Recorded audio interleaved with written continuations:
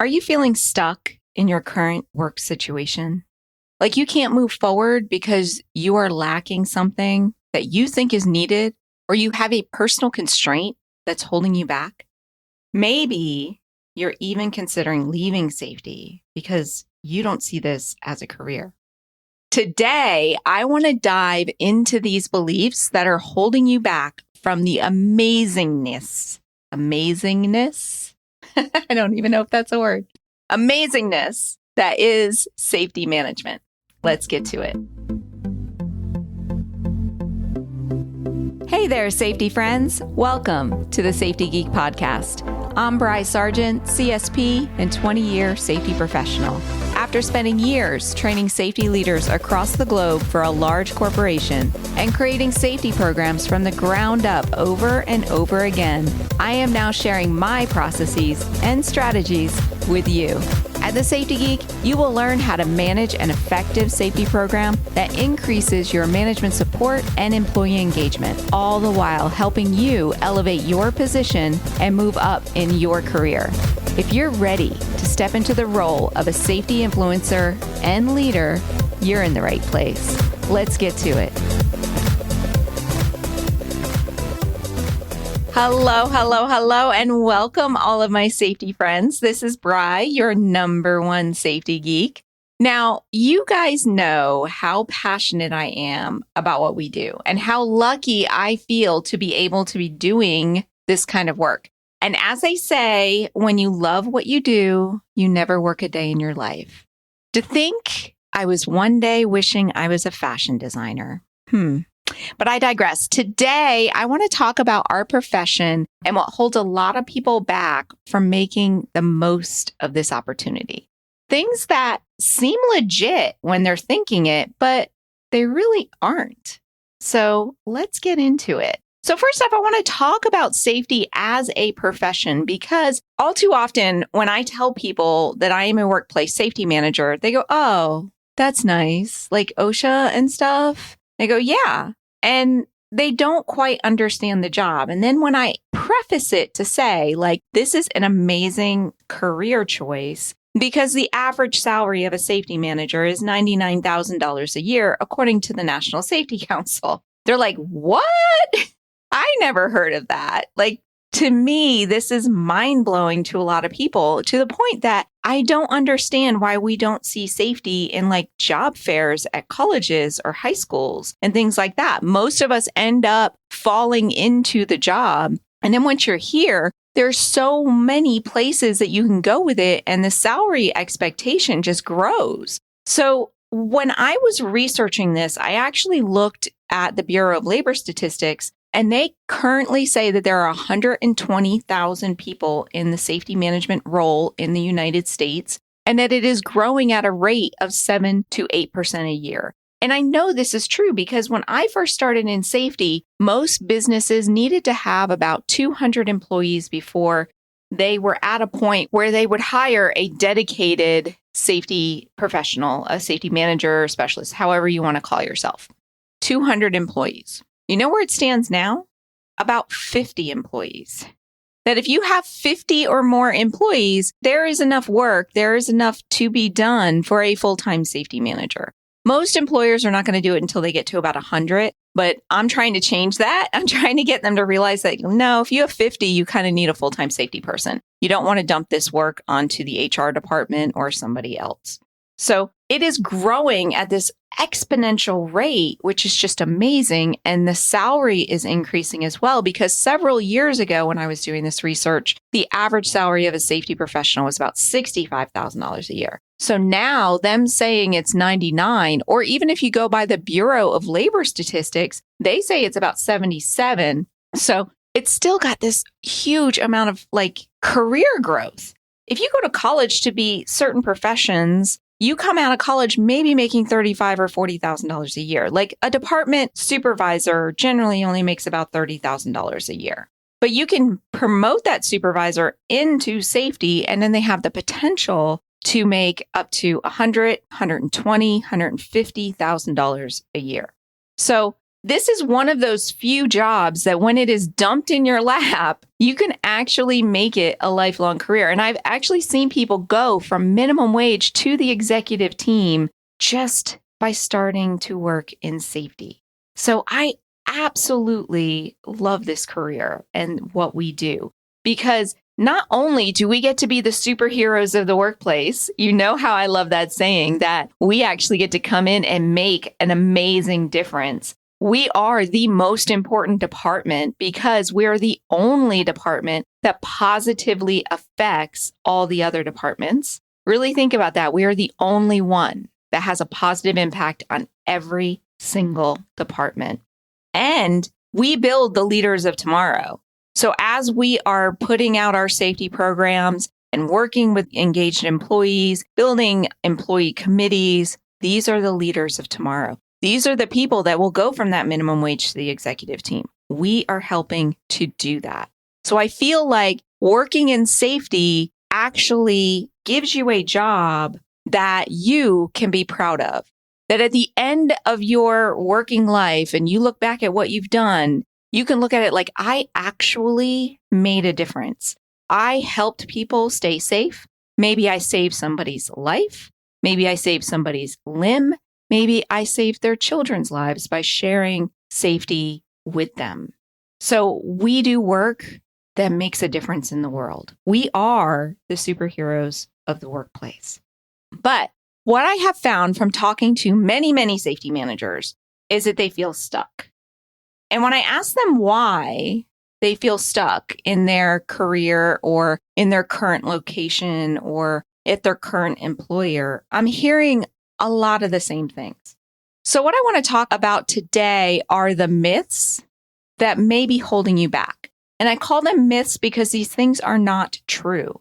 They are just thoughts that you're having that you've had often enough that you now believe them. And because you believe them, your brain will go out there and look for things to confirm that it is true. But it is not true. So let's talk about them. I have 4 that I want to share with you. Number 1 is that you can't move up in your job because you need to move, or you need to relocate, or you need to work in a big city. I get this a lot. Like even when I did that professional development survey several weeks ago, one of the biggest answers was, I have a location constraint, so I can't move up in my career. That is 100% not true. There are so many things that you can do without even moving. So what you need to realize is that you can say, no, I have a location constraint. I have to stay where I am. But there are options for you to where you can still move up in your career and stay where you are, regardless of where you live. Unless, of course, like you're in the middle of a desert and the closest business is the one that you're working at, and the next closest is like a 5-day drive or something. I don't know. But even that's possible. And I'll share a story with you in just a second. But anyway, you can stay where you are. Maybe you will need to commute to another town to find a higher up position because you've exhausted all of the positions in your current town. That's 100% possible. It would probably even be worth your time, and you will probably get paid more if you actually commuted to a different area. Where is the closest city? And maybe get closer to that. Personally, I commuted 89 miles for 8 years every day. Well, not every day for 8 years, but every day for a lot of it. Then I switched to a hybrid where I was working from home a little bit and then going into the office for a little bit. But I did that for a long time because where I found the higher paying job and the higher respect job as well ended up being at a place that I would not want to move my family to anyway. So I just commuted, and I absolutely loved the commute because in the morning on my way to the job, I got to clear my head and I got to review, what am I working on today? What am I doing? And then when I got to the office, I immediately went to work. And then on my way home, you know how when you get off work, you kind of need a little bit of downtime before you can be attacked by your family? I had that downtime because I was commuting home. And I listened to tons of audiobooks and podcasts, and it was just amazing. I loved that commute for the longest time. So that is one option.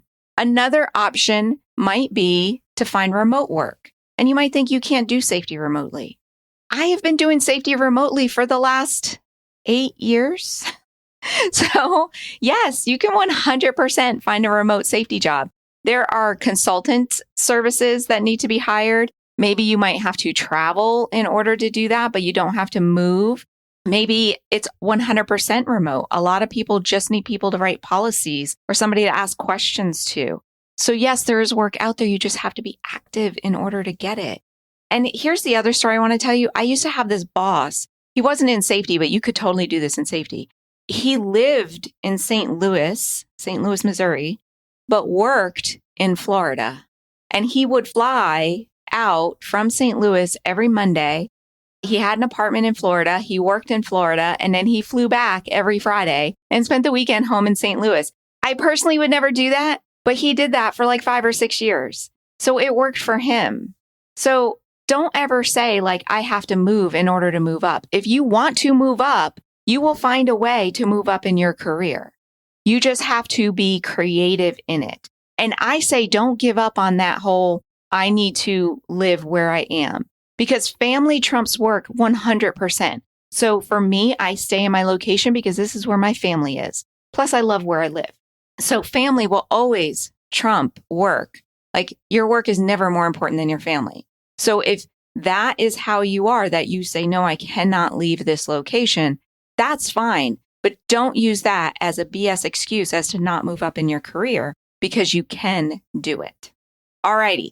Myth number 2, I need to have a degree. I get this so much. Like, hey, I don't have my degree in safety, so I can't move up. Or I don't want to go back to school. And I totally feel you there. I can't move up in my career. Now, I have a whole episode about getting certified in safety and my thoughts about going back to college or what kind of degree you need. I do truly like it when people go and take the extra step and go to college and get their degree and get their certifications. 100% I'm for that when the return on investment is there. But maybe school isn't for you. Maybe you don't learn that way, right? Like, that's a struggle for you. I have a niece who's really, really good at what she does. But if you put a test or make her go through a class, she has like a mental block with it. I went back to college after 40, and I will tell you, it totally sucks. So I hear you here. But you saying to yourself, I can't move up and I'm stuck where I am because I don't have a degree, that's a BS excuse.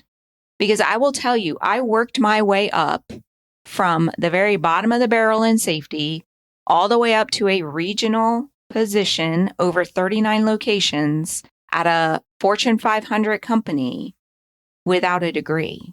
And you might be thinking, well, yeah, Bri, you did that, when did I do that? 7 years ago. Things are different now. And that may be the case. But honestly, I've been looking at the job market, and you can still get jobs without having a degree if you have the experience. So once you have built up those years of experience and you have a proven track record, you can 100% get a job pretty high up without a degree. Now, will you hit a glass ceiling? Yes, you will. That's what happened to me.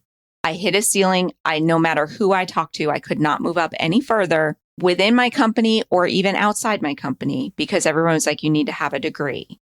So that's why I went back, and that's why I got my certification, because for me to get to a VP level, I needed to have a degree. And now I've chosen to train you guys, and I don't even want to be a VP anymore. So kind of funny how that works out. Another reason why I think that getting a degree might not always be the answer, because in the 4 to 6 years that it takes you to get that degree, you're going to change what you want to be doing.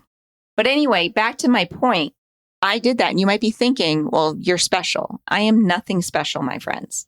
In fact, I was in a department of over 50 employees, and only 3 of them had their safety certification and their degrees. 3. Now, granted, not all 50 were safety leaders. I would say probably about 10 to 15 of them were, but that's it. So don't think that you can't apply for that job or you can't get hired without that degree. I say still go for it. Someone told me once, you apply. No matter what, you apply.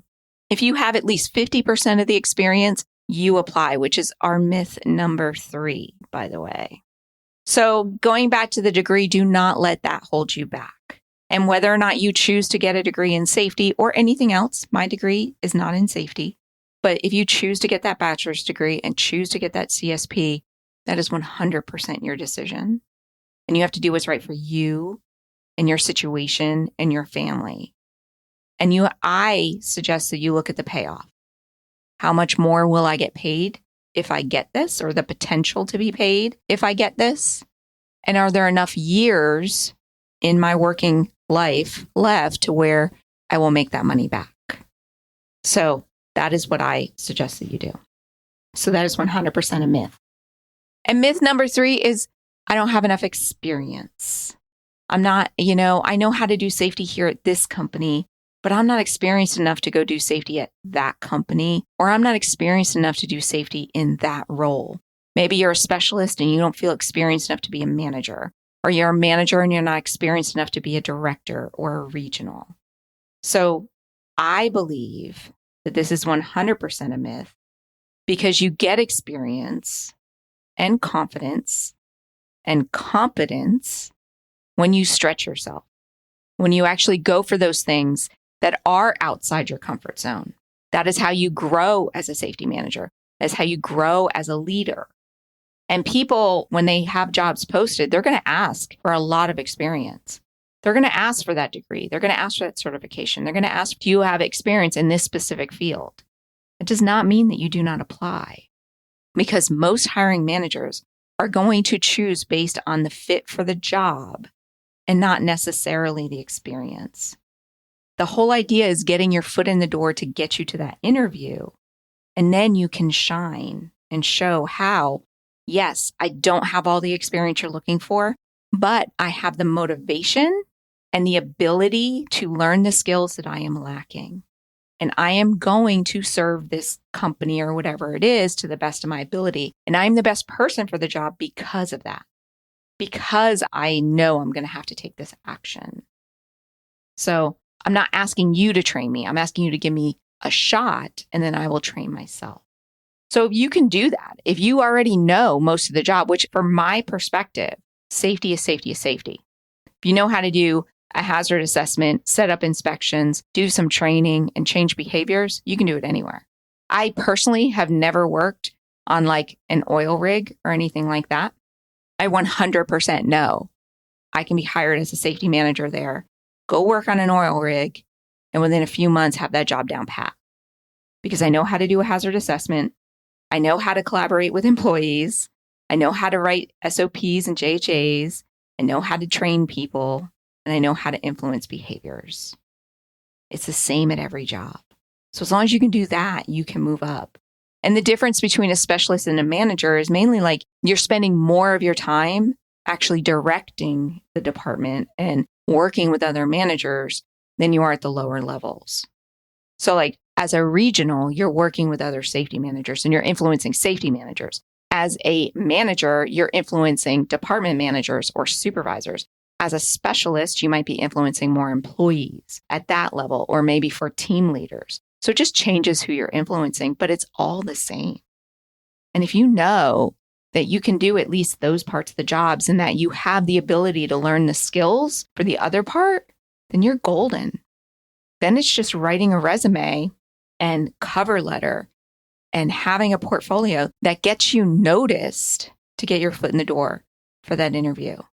And then they will always choose based on the best fit for the job. They put the degree or the experience to try to weed people out because they're getting hundreds of applications. So the whole idea is to make sure that your application sticks out. Do you know how many people I have actually interviewed just because their application stuck out at me? That was just like, that's interesting. It wouldn't hurt to talk to them, So then you have that first conversation, then you're like, something's there. They would really fit our team well, that type of thing.